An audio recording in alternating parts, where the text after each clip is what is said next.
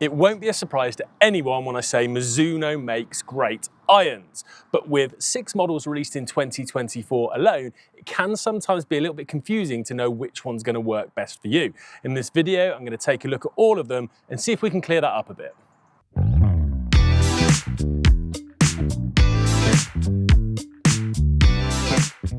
So you can split the 2024 Mizuno iron releases into 2 families really. We've got the Pro family here, these 3 irons on my left, and we've got the JPX Hot Metal family on my right. And I'm going to start with the Pro family.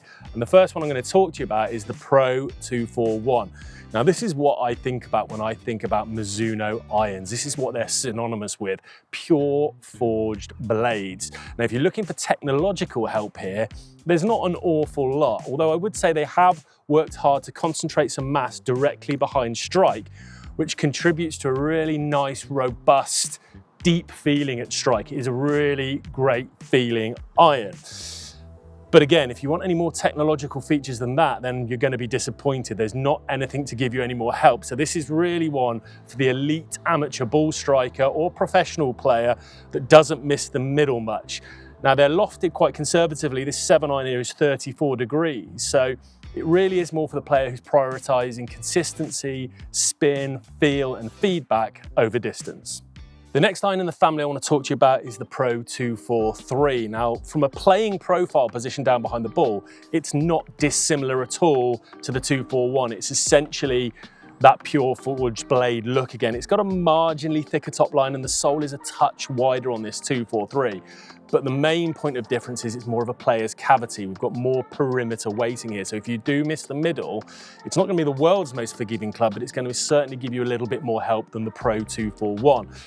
Another point to notice in the 243, see this little badge in the back of the cavity here, it's called a micro slot. So that's been designed to increase the energy across the face. So essentially enhance that sweet spot or that hittable area that's going to give you maximum energy transfer.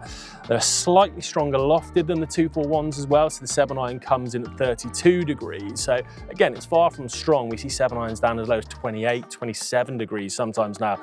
So it's still very much in that player category, someone looking for consistency and spin, who's just looking for a little bit more peace of mind on those miss hits than the Pro 241. Right, finally, the last member of the Pro family, and arguably my favorite, maybe I shouldn't have favorites, but I think I do in this family, the Pro 245. Now, as an equipment tester, this caused me a few problems because it looks so similar from a sort of in the bag position from the back to the 241. That when I was testing them out, I kept getting them muddled up. I actually got some confusing data sometimes because they are very different irons. So what we have is an incredibly pure blade look. So the same premium, very, very low handicap look that we get with the blade in the 241, but we've got masses of help in this club. It's a hollow bodied construction and it's a lot stronger lofted than the rest. So we've got this coming in at 30 degrees of loft. But that doesn't affect the launch too much because internally within the head, Mizuno have done some really clever stuff with tungsten weighting to get that CG low to help with the launch. So what you've got in the Mizuno Pro 245 here is a blade look with incredible power. It's a lot livelier off the face than the 241 and the 243, but it doesn't struggle to get it up in the air. So if you're a player who's come from blades or more traditional playery looking clubs who's starting to struggle with distance, but you don't want to compromise on that look and that premium feel, then the Pro 245 could really be the right choice for you. If you're enjoying this information about these Mizuno irons, please hit the like button and subscribe to the channel. It really helps us to help you. So on to the JPX Hot Metal 925 family now. And the first one I'm going to talk about is the standard hot metal model. Now this is probably going to be the longest and liveliest iron that I'm going to talk to you about today. Comes in at 28 degrees of loft, so it's pretty strong. But the story behind the hot metal range is, well, Mizuno had really maxed out the speed they could create off the face. They'd achieved sort of the maximum allowable COR reading that the USGA and RNA allow. So the story with this was trying to increase that COR across the face. So even when you're hitting heavily off the toe or the heel or low and high in the face, you were still going to get plenty of speed. And I saw that a lot in my testing. Parts of this face are as thin as 12 sheets of paper. So that's a feat of engineering in itself. It's quite a wide sole, so it's really sort of versatile in lots of different turf conditions, but this iron really packs a punch. So if you're someone who's slowing down in speed or you're just looking for that little bit of extra oomph, or you're someone who just hits the ball too high and wants to get something a little bit more penetrating, all wrapped up in a premium Mizuno package, well then the standard hot metal model could really be a good choice for you. The next iron I want to talk to you about in the Mizuno Hot Metal JPX family is the 925 Pro. So what we've got here is basically everything we had in that standard hot metal, which is that increased COR, the huge amounts of ball speed, and that very, very thin face. But we've got it all wrapped up in a slightly neater package. So we've got a slightly shorter heel to toe length, we've got a slightly thinner top line. So it's all in all, it's just a bit more of a playery look, but still maximizing that real distance and power output that we saw in the standard model. So for me, the Pro model is for someone who's going to be coming from maybe a more traditional player style look, who's maybe played blades or player cavity in the past, that is losing a bit of distance, just needs a little bit more oomph, or is seeing too much spin, because these really do take a bit of spin off and provide a very penetrating ball flight. So for me, the Pro would sort that sort of mid-handicap player who's seeking that player look still, a little bit like the Pro 245. So it'd be good to put those two up against each other. This is slightly stronger in loft, but they'd be suiting a very similar type of player. So finally, of the 6 new models released in 2024, we've got the Hot Metal HL.